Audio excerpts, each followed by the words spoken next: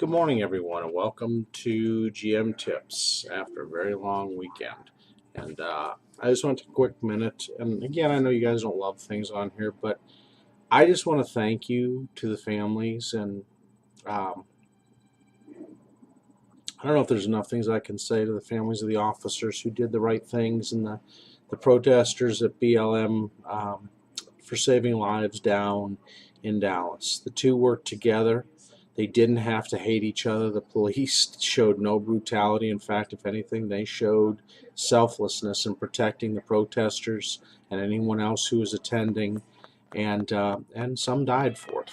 And sadly, it was a very sad Friday and weekend for all of us last week. So, with that said, I want to look at the Inner Sea campaign guide, basically, or the Inner Sea World Guide that Paizo puts out. I like using it. And again, in talking in topics and worlds, I love the world of the Inner Sea. And as you guys will see, there's some of it right there, the Inner Sea region. Now, I have the huge map, but I figure I'll just refer to this as I go through. And as you can see, I'm showing you a lot of the different realms. Hopefully, I will get all of them in there to where you can see them. It's a rich world. It has a lot of cultures. The races there that are the most common, of course, are humans. Many different factions of humans.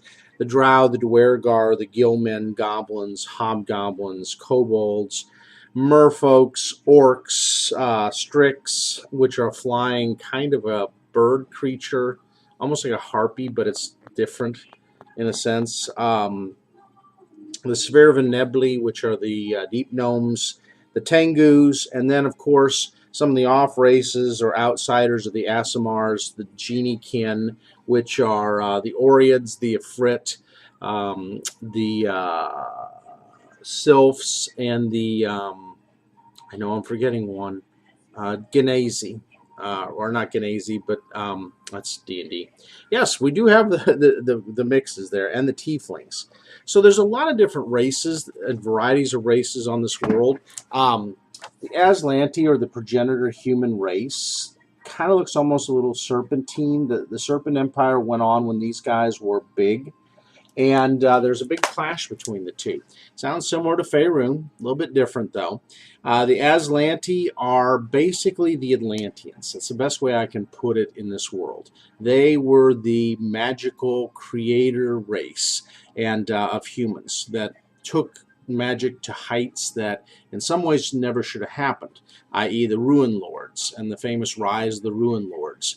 The Ruin Lords were some of the lords that had broken off from the Aslanti Empire, moved to Varisha in that area before it was Varisha, and settled and came up with the Ruin Lord Empire there. And from there, it was an interesting little mix of things.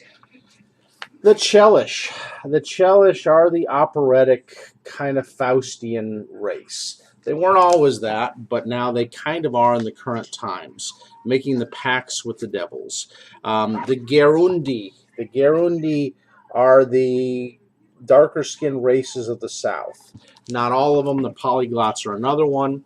And then there's the lighter skinned Persians of the far west, and also of Kadira, the Kelishites.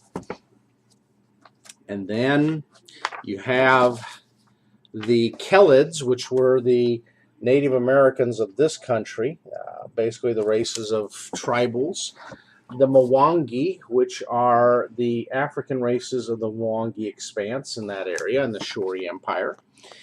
And then you have the Shonti. The Shonti are a totem-style barbarian of the north that's up in Varisha and those areas in the Cinderlands. And then you have the Taldorans, which are the descendants of the Aslanti and the Kelishites. The Tiens, and there are many different Tien races there. That's just the one, but they have several of them. They have the Tien La, the Tien Min, the Tien Sing, the Tien Shu, the Tien Dang, and there's one or two other TN races. Then you have the hardy northern Ulfin, and the Ulfins are in there as well. Now, then there are the Varicians, which are the swarthy gypsiest race that's up in Varisha in the north all the way over to Ustalav, and the Vudrani, which are the more of the Indian races and Pakistani-style Persian races of the east, along with the Kelishites.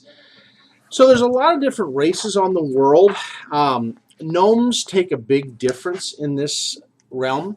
Gnomes are from the first world, or the Fey world. It's a very chaotic world, and in that world the gnomes lived forever, just like Fey do. However, unfortunately, something chased them to the second world, which is Golarion. And in that second world, they found limitations. So it's kind of one of those deals where a lot of things happened and a lot of things changed around. But as you will see from the different things that go on with this world, the gnomes play a huge part. Now, however, gnomes are ever curious, and they must sate their curiosity and their drive to learn, grow, explore. If they do not, they suffer a condition called the bleaching, and it is a wasting disease that makes them mortal and will cause their lifespans to shorten significantly, and their colors and their colorfulness to dim, and almost become just a shadow of their former self. Now, the Inner Sea. The Inner Sea has a long and rich history. Its creation, really, they don't give a known date for it. It was way back. It was at least 10, 15, 20,000 years before. The supposed first progenitors were the Aboleth, called the Veiled Masters. The Aboleth controlled many puppets and had slave empires. The Serpent Folk were one of the first to rise before the Aslanti, and they predate them by almost a couple thousand years. And they took over the world, and it was a serpent-led world at that time. But there were some incursions from Casmaron by the elves. Casmaron's another world in the solar system of Golarion, and it is believed to be the home world of the elves. The Age of Legend, which is the rise of the Aslanti Empire and humanity. Now, supposedly during this time, the Veiled Masters arose out of the Aboleth, not wanting their human subjects to just all go on their own way. Supposedly they took over the minds and the bodies of these humans. And supposedly they are still existent in politics today. Some speculate that even Erodin, was the god of the Aslanti, was considered to be one of them, or controlled by one of them. Then the Age of Darkness came, and this was about 5,293 years before what I call the Age of Enthronement. And in that time, the Aslanti and what was known as Thassalon, which is the empire, Thassalon, the empire of the Ruin Lords, rose up and really reached their greatness. But in the Age of Darkness, there was also the founding of the kingdom of Targadeth, and it was uniting the dwarfs underneath in the Darklands. And the dwarven kingdoms became a huge force. And the orcs first emerged after the mass exodus of the dwarves into their dwarven spire kingdoms onto the world. And then came the Age of Anguish, which it basically, humanity begins to surface out of what is the ruins of the Aslanti Empire. And Earthfall was in 5,293. Now, I know I didn't hit that too well. Let me go back and hit that.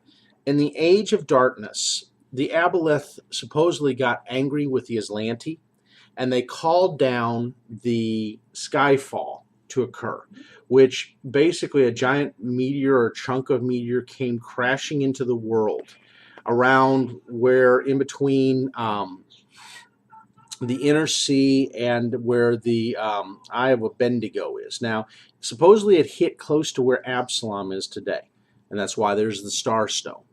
That's a fragment of it. And this caused the chaos and caused empires to plunge into ages of darkness. And from this darkness and the anguish came different kingdoms. Casimir rose up. Belkacin came in and took part of the dwarven kingdom. Old Mage Jatembe led his 10 warriors in the Mwangi Expanse to protect their kingdom and stop the eventual things that would cause problems and protect that kingdom as well as the Shori Empire. Then came the Age of Destiny, and that's when Osirian came up out of the real tribal stages and began to unite what is today Thuvia and Rahadum and Osirian into one united nation, an empire. And it was supposedly, Osirian was founded by Nethys, the god of magic, as he led and helped the first pharaoh to rise. And they had many, many, many thousands of years. They went from what they called the negative 3470 all the way to negative 43, where the greatness of Osirian really shone over all other empires. Then came the Age of Enthronement. And that's where Aroden, the last god, raised the Star Stone from the inner sea. He became a living god. And Absalom became the pinnacle of his gem.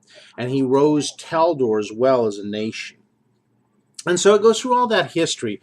And the current date that you'll come to is in the Age of Lost Omens, which is about 4715 or 16 right now. So they have a rich history of over almost 10,000 years in this book that they give you, that you can work with as a GM. Now, you don't have to have the Aslantes die off like they have done, or turn into the Gillmen, or become some of the mutated, perverted forms they become, or the Morlocks, which the Morlocks were former Aslanti. You can take it pretty much anywhere you want to take it. I like it as it is. I kind of do, and I just add little tweaks here and there. Absalom. Absalom in this day and age is the cradle of civilization and trade. It is a huge city on the Isle of Kordos in the inner sea. And from there, Lord Gear of House Gix rules as the Primarch of that city.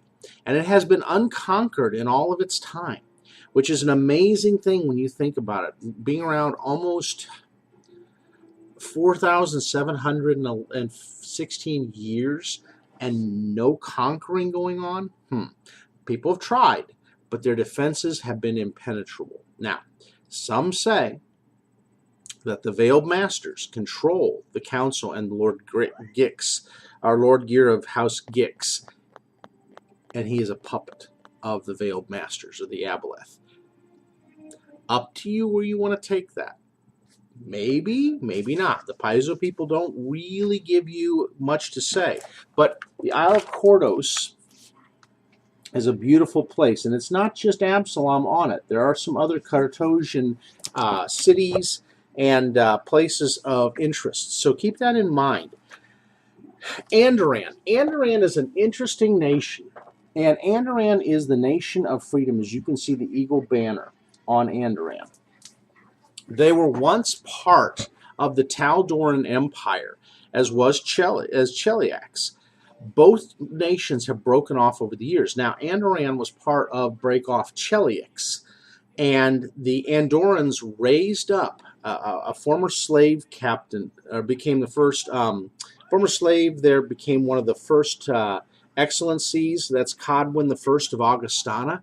He is an amazing individual, and for those of you that love something other than just a white-led nation of kind of a white-skinned people, he is not.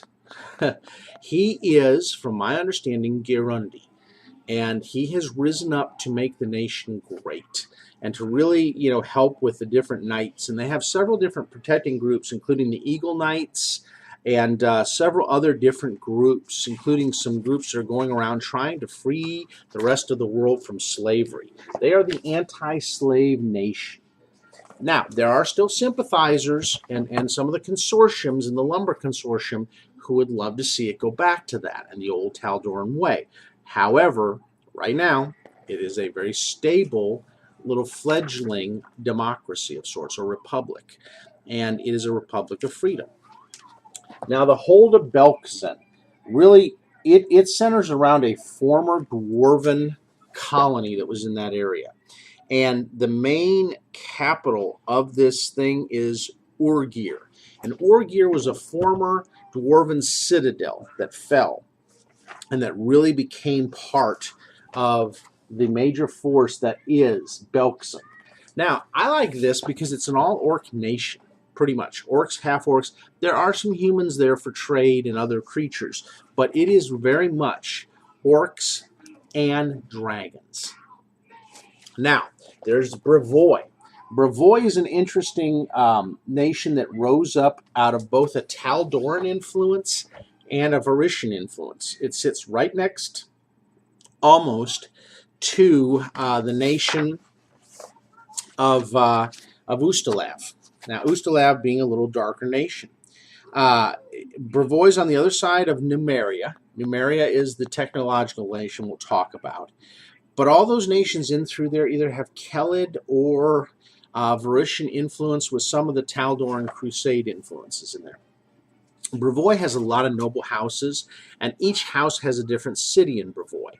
And King Regent Nikolevsky Surtova, the Surtovas rule right now.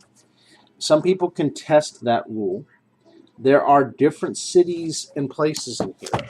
And really, it's two different nations. It's Rostlin and Stetvan are the two nations that make up Brevoy. And so keep that in mind as you're going in. There's a rich history here.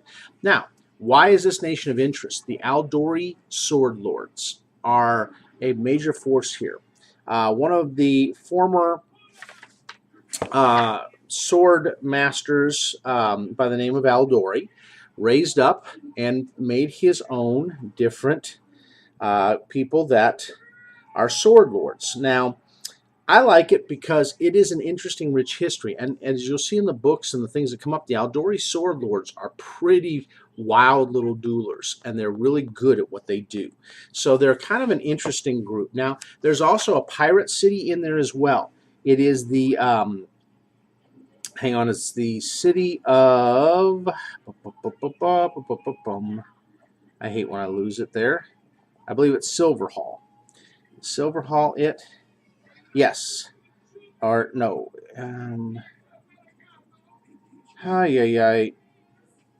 Port Ice. It might be Port Ice. Yes, it's Port Ice, I believe. There are several things, and again, forgive me, I know most of these countries, and I've read them and studied them, but I'm not a from memory, read and rememberer. So keep in mind, I'm more fresh on certain nations than other ones as I use them. Cheliax. It was a former stronghold for Erodin, and it was part of the Tal'Doran Empire. When Erodin fell, there was much conflict, and the Thruns, who were one of the major families in the country, rose up under the auspice of worshiping Asmodeus and making deals with him. And in time, Abigail Thrun I took over as the first empress of that empire. And then the second is now installed. And they are very much looking to push the diabolical influence in the Church of Asmodeus, even though there's been some rifts between the two. There's some great modules on that.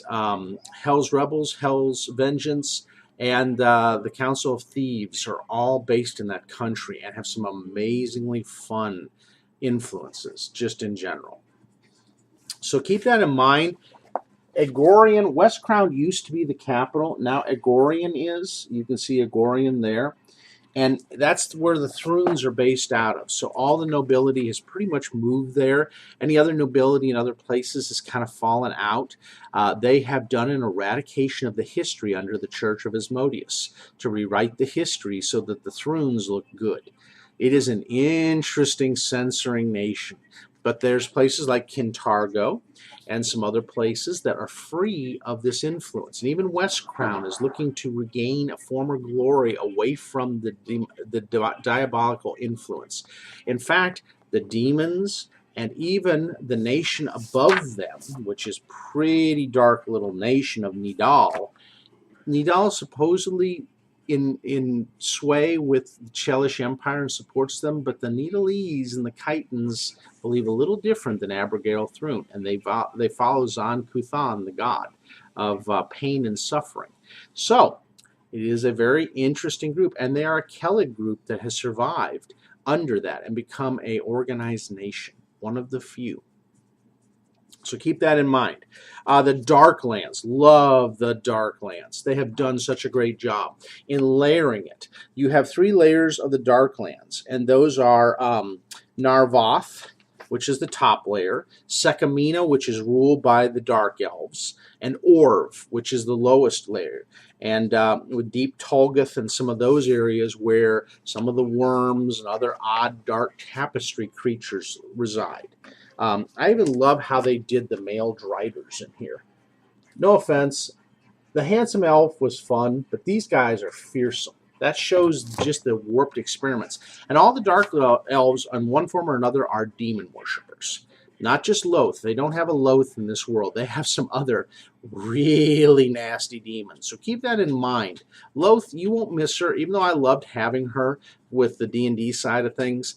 I don't miss her with the new ones that have replaced her. I can tell you much better and much more interesting. Druma. Druma is the trader kind of somewhat nomadic nation. They have Detmer as the capital, and they have a whole group of people that worship an interesting thing called the prophets of Calistrade. And Calistrade was a prophet that said, accumulate your wealth and show your wealth and in this life, and it'll give you a great place in the next life as well, and be buried with it. So they're an interesting nation of commerce, and they're involved in many, many things. Here's one of the prophets of Calistrade. I love how they are very flamboyant in how they look. So hang on a minute, and I will get the rest of this